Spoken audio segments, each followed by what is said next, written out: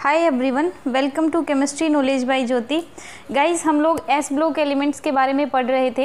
S block elements में hydrides का basic introduction और हाइड्राइड्स का फॉर्मेशन कैसे होता है ये हमने लास्ट वीडियो में देख लिया है।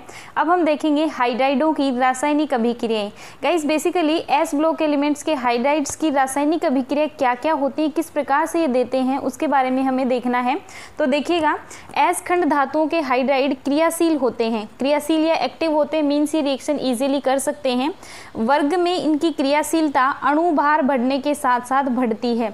एक वर्ग की हम बात करें कि जब हम ऊपर से नीचे की तरफ जा रहे होते हैं वर्ग में, तो उसकी क्रियाशीलता जो है जैसे जैसे अणुभार बढ़ता जाएगा वैसे वैसे क्रियाशीलता बढ़ती जाएगी। मीन्स हम वर्ग में नीचे की तरफ जाएंगे तो क्रियाशीलता बढ़ेगी।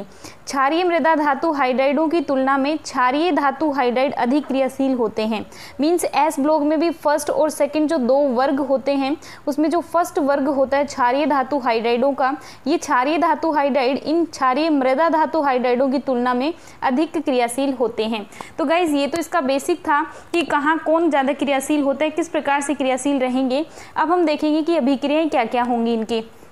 तो फर्स्ट रिएक्शन हम देखने वाले हैं हाइड्राइड स्थानांतरण अभिक्रिया या हाइड्राइड ट्रांसफर रिएक्शन। गाइस देखिएगा, एस ब्लॉक धातुओं के हाइड्राइड प्रबल क्षार हैं क्योंकि इनमें H- आयन पाया जाता है।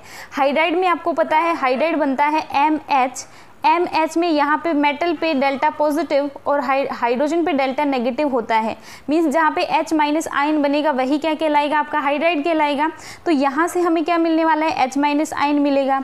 ये जल या अम्लीय H+ के अन्य स्रोतों के साथ H2 गैस निकालते हुए तीव्र अभिक्रिया करते हैं। गाइस, हम जब इनको किसी भी अम्ल के साथ में या फिर जल के साथ में अभिक्रिया करवाएंगे तो वहाँ से इनको क्या मिलेगा, H+ आयन। और जैसे ही H+ आयन मिलेगा, ये H+ आयन और ये वाला H- आयन दोनों मिलकर H2 गैस बाहर निकालेंगे। आपको पता है कि जब भी किसी अभिक्रिया में गैस निकलती है तो वो अभिक्रिया तीव्र गति से होती है। एक तरह से आप ये कह सकते हो कि गैस का बनना उस अभिक्रिया के लिए ड्राइविंग फोर्स होता है। गाइस, नेक्स्ट देखना, MH किस प्रकार से टूटेगा, M+ और H- जो हमने ऊपर थ्योरी में लिखा है उसी को रिएक्शन की फॉर्मेट में समझाया गया है। यहाँ पे M+ और H- हमारे पास बना। ये H- जब HX के साथ अभिक्रिया कर रहे हैं, HX क्या है, यहाँ पे कोई भी एसिड हो सकता है। यहाँ पे हम X को हेलोजन यदि माने तो HCl है, HCl एक एसिड होता है। तो यहाँ पे H पे आएगा प्लस और यहाँ पे इस X पे क्या आएगा, माइनस चार्ज। जब H+ बनेगा और यहाँ से X- बनेगा, H+ और H- मिलकर क्या बना लेंगे, H2 गैस बनाएंगे और X- हमने यहाँ पे एज इट इज रखा है। गाइस देखिएगा, ओवरऑल अभिक्रिया यदि हम लिखें यहाँ पे MH + HX, यहाँ पे हमने MH लिया था, यहाँ पे हमने HX लिया है। ये MH अपने आयन्स यहाँ पे बना रहा है और ये HX जो इसके देखें तो H+ और X- बनता है। तो H+ और H- मिलकर तो H2 बना लिया, लेकिन जो M+ और X- बचा था उन्होंने मिलकर बनाया MX का एक अणु। ठीक है, नेक्स्ट हम इसका एग्जाम्पल देख लेते हैं कि HX की जगह हम क्या क्या ले सकते हैं और किस प्रकार से अभिक्रिया हो सकती है। तो देखिएगा, जल के साथ अभिक्रिया, धातु हाइड्राइड जल से अभिक्रिया करके हाइड्रोजन गैस मुक्त करते हैं तथा धातु हाइड्रोक्साइड बनाते हैं।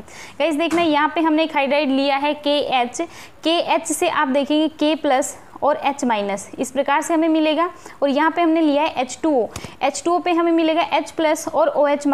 गाइज, H+ और H- मिलकर क्या बना रहे हैं, यहाँ पे H2 गैस। और दूसरा देखिएगा, यहाँ पे K+ आयन बचा है और यहाँ पे OH- आयन बचा है, दोनों ऑपोजिट चार्ज के साथ में। तो दोनों मिलकर क्या बना लेंगे, KOH, जो कि धातु का एक हाइड्रोक्साइड होगा जिसे हम पोटेशियम हाइड्रोक्साइड कहते हैं। गाइज नेक्स्ट देखना, यदि हम यहाँ पे क्षार मृदा धातु का एक एग्जाम्पल लें, कैल्शियम हाइड्राइड की देखना, कैल्शियम हाइड्राइड को कहा जाता है हाइड्रोलिथ। जब इसकी अभिक्रिया हम H2 के साथ में करवाते हैं तो यहाँ से H+ और OH- आयन हमें मिलेंगे। क्योंकि हमने यहाँ पे 2H2 लिखा है तो 2 ही H+ आयन और 2 ही हमें OH- आयन मिलने वाले हैं। गाइस, हमने यहाँ पे CaH ना लिखकर इसे CaH2 लिखा है और इसका कारण क्या है, क्योंकि कैल्शियम पे हमेशा 2+ चार्ज होता है और जब 2+ चार्ज वाले के साथ में हमें H- जोड़ना है तो एक H- जोड़ोगे तो ये बनेगा CaH। लेकिन कैल्शियम पे अभी भी क्या बचेगा, एक पॉजिटिव चार्ज बचेगा, चार्ज ओवरऑल बैलेंस हुआ नहीं है, इसीलिए इसके साथ में एक H- और जोड़ना पड़ता है, तभी ये CaH2 बनता है। तो ये इसका हाइड्राइड बना। इसके साथ में विक्रिया करवानी तो हमें 2 H+ चाहिए, इसीलिए हमने यहाँ पे 2H2 लिया है। तो देखना यहाँ पे वही H2 गैस और यहाँ पे CaOH2 बनेगा। गाइज इस बार आप देखेंगे यहाँ पे H2 गैस भी कितनी बनेगी, 2 मॉलिक्यूल यहाँ पे H2 गैस के बनने वाले हैं और CaOH2 का 1 मॉलिक्यूल आपके पास बनेगा। तो ये थी जल के साथ अभिक्रिया। नेक्स्ट अभिक्रिया देखना हैलोजन अम्लों के साथ अभिक्रिया। हैलोजन अम्ल में हमने यहाँ पे लिया है HCl, वही NaH और CH2, इनके साथ में हमने HCl की अभिक्रिया करवाई है। अभिक्रिया सेम पैटर्न पे होगी, H+ और Cl- यहाँ से बनेंगे और यहाँ से Na+ और H- निकलेगा। ये H- और H+ मिलकर H2 बनाएंगे, ये Na+ और Cl- मिलकर NaCl का निर्माण कर लेंगे। गाइज नेक्स्ट देखना एल्कोहल के साथ अभिक्रिया। एल्कोहल में देखिएगा गाइज यहाँ पे NaH लिया है, NaH के टूटने का तरीका सेम रहेगा, Na+ और H-, लेकिन यहाँ पे आप देखेंगे कि जो एल्कोहल हमने लिया है इसमें एक तो बनता है हमारे पास RO-, ऑक्सीजन पे नेगेटिव आया, एक हमारे पास बनता है H+। तो ये H+ और H- दोनों मिलकर क्या बनाएंगे, H2 गैस, और जो लास्ट में बचा है Na+ OR-, ये दोनों मिलकर क्या बना लेते हैं, NaOR बना लेते हैं। नेक्स्ट अभिक्रिया अपनी होगी अपचायकों के रूप में। पहली अभिक्रिया हमारी हाइड्राइडों की, H- के रूप में हमने हाइड्रोजन गैस बना ली। सेकंड होगी अपचायकों के रूप में। S खंड हाइड्राइड प्रबल अपचायक होते हैं और किस प्रकार से अपचयन होता है देखिएगा, इसको थोड़ा ध्यान से समझिएगा। CaH2 Ca2+ प्लस 2H-, इसके ये 2 आयन्स बनेंगे। यहाँ पे आप देखेंगे Na+ और दूसरा आयन बनेगा हमारे पास Cl-। गाइस आप यहाँ पे देख पा रहे हो हमने लिखा है CaCl2, प्रोडक्ट में CaCl2 2Na + H2।